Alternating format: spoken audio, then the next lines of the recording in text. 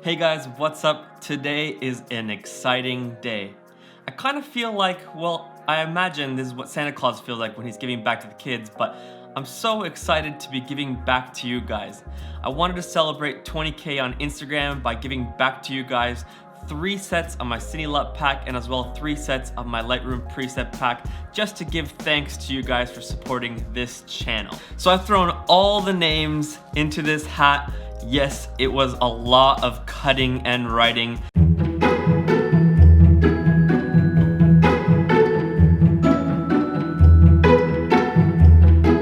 But I did it for you guys because you guys are all valuable and I know you all by name and I know if you're naughty or nice. Oh no, wait, that's Santa Claus. I'm just Teppo. All right, guys, let's get to the giveaway. All right, so for the Lightroom preset pack winners, I'm gonna draw 3 names out of the hat. Let me just shuffle these cards in here so everyone has a fair chance of winning. Drum roll, please. And the winners are 3 cards here. The winners are Jami Hautala. I'm assuming this is a Finnish guy. Thank you so much, Jami. Daniel Burns, congratulations. And Teryn Fagen. Congratulations, guys. You guys are the winners of the Lightroom preset pack. And now for the second group of potential winners of the CINE LUT pack. Let me just shuffle my hand again in here. Drum roll, please. And the winners of the CINE LUT pack are Heith, George, Kunal, Joshi, and this looks like a Norwegian name, Johannes Slogadel. Guys, congratulations for winning the Lightroom preset packs and the CINE LUT packs. And again, thank you so much for supporting me on Instagram and on my YouTube channel. It means the world to me that you guys really enjoy the content I'm creating and that you're benefiting and learning from it. Keep on rolling out the comments and the likes because it's really nice to just get positive feedback for what I'm doing on the channel. For all you winners, make sure that you email me or DM me so I can send you the free link to your download. All right, next order of business, a new Lightroom tutorial that I've been wanting to do for a really long time. Specifically, I want to talk about 5 tricks that I wish I would have known when I started editing in Lightroom. But before we start, let's roll that intro.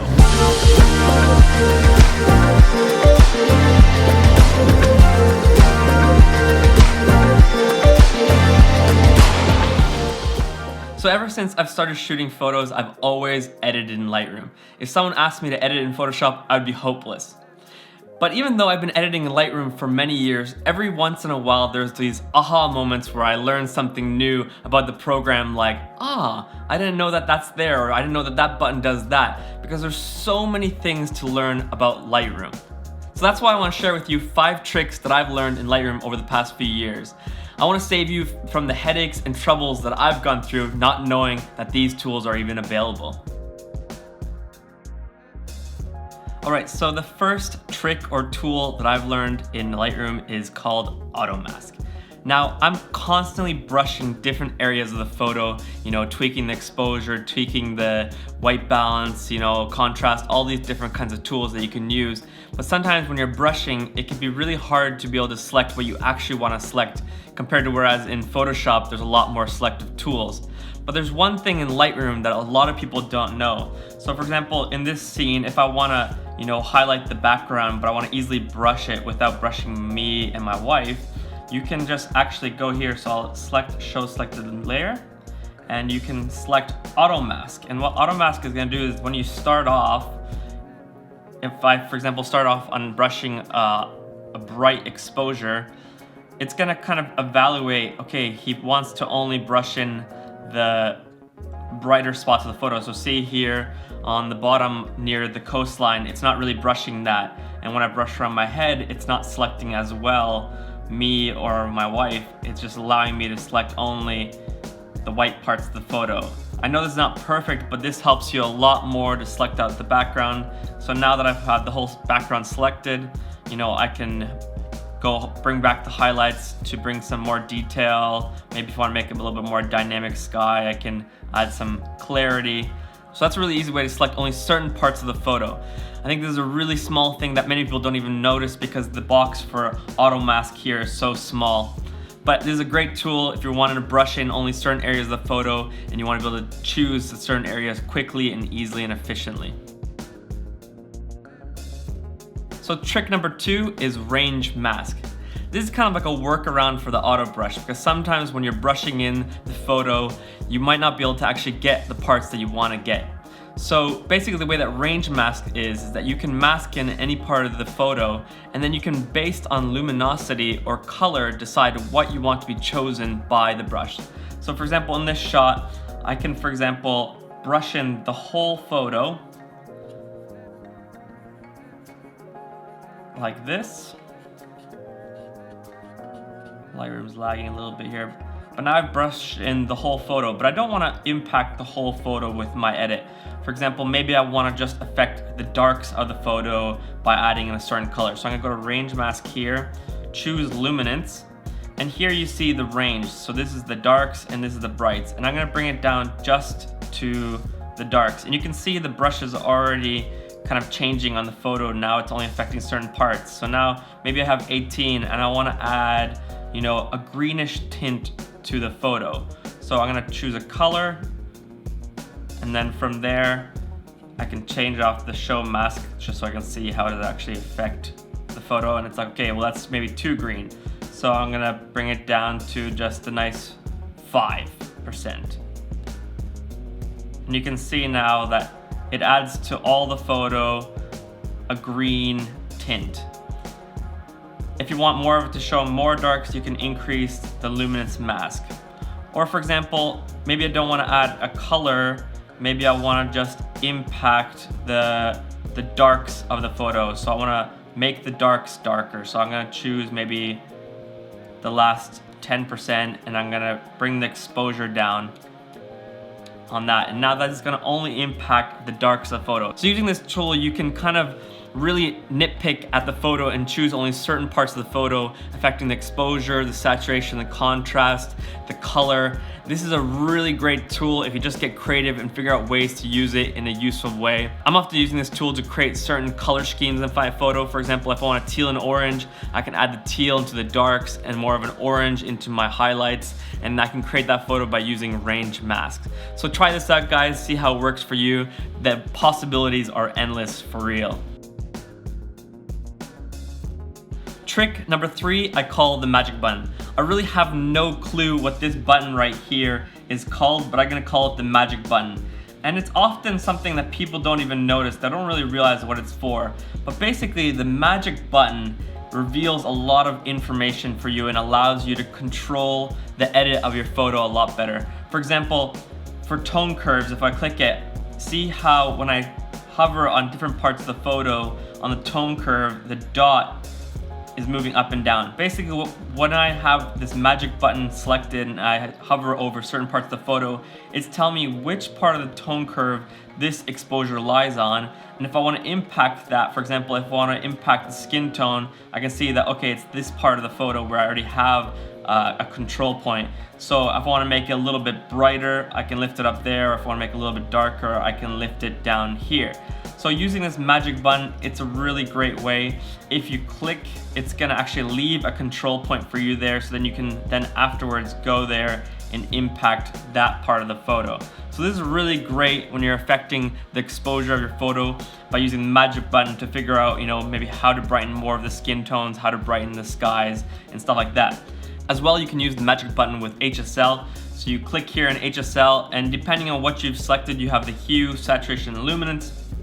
You can then figure out here, and as well, the same with tone curves, as I put the magic button on certain parts of the photo, the HSL is already gonna figure out what colors are gonna be affected. So for example, you know, let's go to saturation, you know, if I have the magic button on my skin, it's gonna choose orange. So maybe I want the photo to be a little bit more saturated in my skin. I can lift it up, and not only is it gonna affect orange, it's gonna affect the associated colors with that. So at the same time as it lifts orange, it's as well gonna lift the yellows a little bit and the reds, just to kind of match the adjustments that I'm making in the photo. Same way with hues, you know, for example, a lot of times when I'm doing color correcting, you know, I'm looking at the skin tones. Okay, the orange, maybe it's looking too orange. I'm gonna try to go to the more to the reds. Okay, that's maybe too red. Then I go to the other side. Okay, that's too yellow, greenish. So then I try to find that happy medium. And I'm constantly using this magic button to isolate certain colors to see how can I affect them to make them look better. So make sure you're using this magic button to just help yourself not have to guess where the certain exposures are, where certain colors are, but you can literally just click around your photo and click to see, you know, which part of the photo is where and what's going on there. Trick number 4 is HSL. I did briefly mention a little bit about HSL with the magic button, but I want to go over it more because I think HSL is something that many people kind of just skip because it just seems overwhelming. HSL, what does it mean? Basically, HSL just means hue, saturation, luminance. So this all is affecting colors of your photo. You know, the brightness of the color, the deepness of the color, how saturated it is, and also the hues. And this is really helpful. For example, I'm always using HSL for skin correction, probably in every single one of my photo. Every time I shoot a photo, the white balance might be a little bit different, the skin tones might be looking a little bit different, so I always want to tweak these to make them look good. So I'm always using HSL to fix the skin tones. For example, this right now, it's maybe a little bit too desaturated. So, you know, I can lift up the saturation and go like that. You know, maybe it's too dark or too bright. I can go to luminance and click, and then I can make the luminance or the exposure of my skin tones brighter. But not only just skin tones, I'm often using this technique for, you know, skies or blue waters. For example, I have a photo here from our trip to Los Cabos with my TH presets on here. But, you know, maybe I want to change the look of the water. Maybe it's too greenish, so I can go to the hue, select here, and I can already play around. Okay, that's going too green. Maybe that's going more to the blue that I want. Maybe I want it to be more saturated, so I take the magic button and affect the HSL. Go like that. Maybe I want the luminance of the water to be more bright. And just with HSL alone, I can already, you know, make the water pop out a lot more, make a lot more kind of turquoisey, green, bluish, rather than just the flat colors that it was before. So HSL is a super powerful tool. You can really isolate certain colors. For example, in my African Safari Lightroom preset, let me pull out my African Safari photos. It was really tough editing these photos because we are shooting in the African midday sun, so you can imagine blue skies. And for me and my personal feed, I really like having the green and yellow warm tones. I don't really like having blues in my photos. So even these photos, so I'll show you the before and after here. For example, in this photo, this is an elephant. This is the original. You know, if I pull down the blue skies, there's blue skies in here. I don't really like that. So with my preset, I have recovered some of the sky, but I don't want it to be super blue. So I just bring down the saturation here. This is probably what the photo would look like if the saturation is at 0.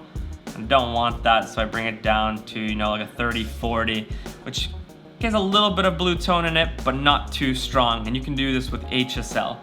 So HSL, powerful tool. You can select the hues, the saturation, and the luminance of any single color one by one in your photo. So make sure you get used to this and start using it because it's gonna save you so much time in your editing and as well give you so much control of your edit. And trick number 5 is using the gradient and radial filters. Now these can seem also a little bit daunting at first. Up here you have the gradient filter. Basically what it's gonna do is it's gonna, like a gradient, affect from strong to weaker the photo. So for example, if I, you know, wanna make the sky a little bit darker, it's gonna affect more up at the top of the photo than the bottom. Maybe I want it to be more of a magenta tint, for example. So that's how you can use the gradient filter. This is really great if you're wanting to, you know, brighten the top half of the photo. A lot of times in a photo you might have the sky more higher exposure, but the bottom part, the landscape, can be darker. So you can kind of match evenly. For example, you can put the gradient on the top, make it darker, put the gradient on the bottom, make it brighter, and that will even out the exposures of the photo. As well, a great tool is using the radial filter. I love using the radial filter because you can put it around an object, like for example this elephant here, And this is also a great tool when it comes to filters. You can either choose to affect the outside of the filter, or you can invert it to impact on the inside of the filter. So for example, in this photo, if I want to brighten up the elephant, so by checking off this radial filter, you can see it's darker, now it's brighter. And then if I want to control the background, maybe I want the background to be a little bit more darker around him, I can go click off the invert, and then I can go dark in the background. And this is really a balance game. I'm often doing this. I'm often putting a radial filter around my subject, and then maybe putting another radial filter and affecting the background around, because that's gonna allow you to be able to balance the exposures of the subject and the background. So use gradient and radial filters to kind of control the exposure, to control the saturation, to control the contrast. Whatever comes to your mind, you can do. Even sometimes, you know, I might change the white balance of the outer photo, but keep the subject a certain white balance. There's so many things you can do with radial and gradient filters. You just gotta play around with it and try it out, and it's gonna help you a lot. Alright guys, that's 5 tricks I wish I would have known in Lightroom when I first started editing. Hopefully these are helpful to you guys. At least they've been helpful to me. Try them out, see how they work for you best. Certain tools might work better and others less. Alright guys, have a fantastic day as well. Congratulations again to the winners of the Lightroom preset pack and the CINE LUT pack.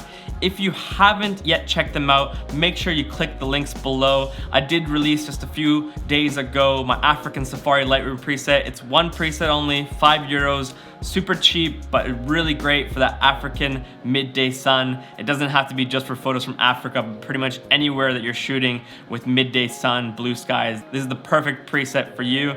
As well, I have my whole Lightroom preset pack and CINE LUT pack and the bundle pack 30% off right now. So make sure you click below and check those out. Guys, have a fantastic day and see you next week.